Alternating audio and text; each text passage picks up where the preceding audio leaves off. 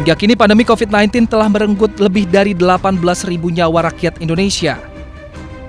Di Kota Makassar sendiri, total kasus terkonfirmasi corona berada di angka 11.555.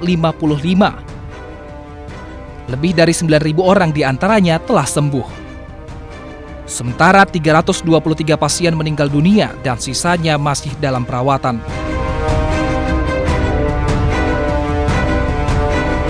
Sementara total kasus COVID-19 di Provinsi Sulawesi Selatan mencapai 23.494. Dari jumlah tersebut, lebih dari 19.000 orang dinyatakan sembuh dan 534 orang meninggal dunia. Pada awal pandemi masuk di Makassar, sekitar akhir Februari, awal Maret, itu kita mulai mendapatkan satu kasus dengan suspek karena melakukan perjalanan dari China, kebetulan memang juga dari Wuhan. Pada saat itu keluhan demam dan kita memang sudah mempersiapkan ruangan untuk perawatan di rumah sakit.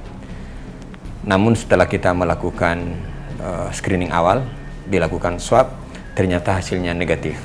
Iya, jadi Makassar itu COVID itu tidak ada adanya klaster umroh ya.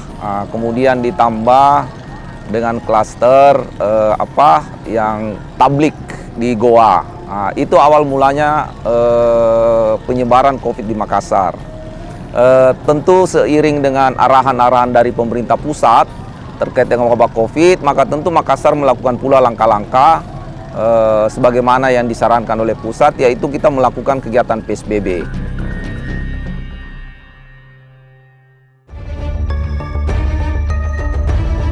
Untuk menghentikan pandemi COVID-19 dibutuhkan kerjasama dari seluruh masyarakat. Namun sebagai garda terdepan, para tenaga kesehatan memikul tanggung jawab yang sangat berat. Tak hanya menanggung resiko terpapar virus, sebagian dari mereka juga harus merasakan pengucilan dari masyarakat. Saya merasakan karena sebelumnya saya lumayan bersosial dengan tetangga, saya mendapatkan perlakuan agak dijauhi begitu. Kadang-kadang kalau berkumpul orang bubar, terus kadang-kadang dimain-maini. Jangan ikut di sini lah, kau kan sudah terpapar kamu kan sudah bertugas di ruang COVID, kamu kan sudah terpapar COVID. Menjauh lah, walaupun saya tahu mereka bercanda, tapi saya tidak bisa mengukur kedalaman hatinya apakah ini bercanda serius kepada saya. Pikiran juga nanti kalau sudah sembuh baliknya di rumah kayak gimana, orang-orang gimana, keluarga gimana, takutnya dia nggak diterima gitu. Padahal kan ini dia terpapar pada saat tugasnya mulia loh Mbak. Jadi pikir aduh, tapi orang-orang tidak mau menerima itu. Sekalinya sudah dengar dia COVID, ya COVID.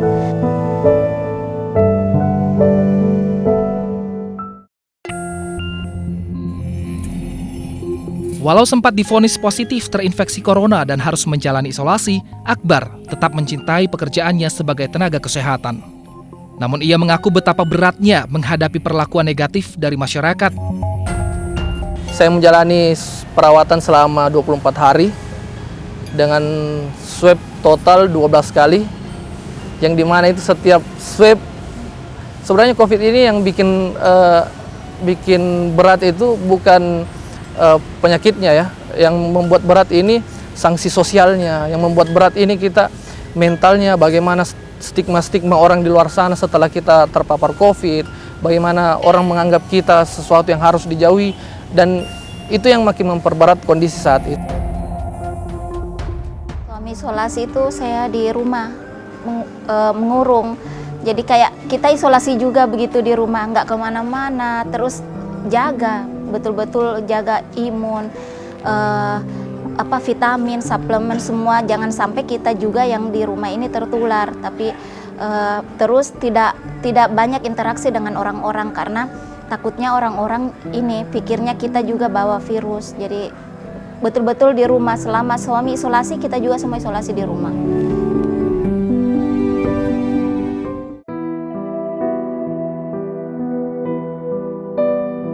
Yang ingin saya sampaikan untuk orang-orang di luar sana, yang terjadi hari ini Mbak, kami dibenturkan dengan masyarakat Seakan-akan bahwa profesi tenaga kesehatan itu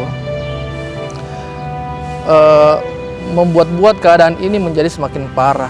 Seakan-akan kami mengambil keuntungan daripada hal ini, daripada wabah yang terjadi saat ini.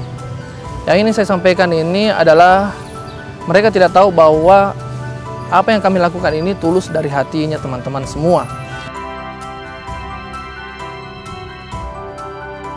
Yang lebih sedihnya lagi, karena kami juga harus mengalami teman-teman kami yang terpapar COVID-19 dan dipanggil juga dan harus gugur juga dalam medan perang.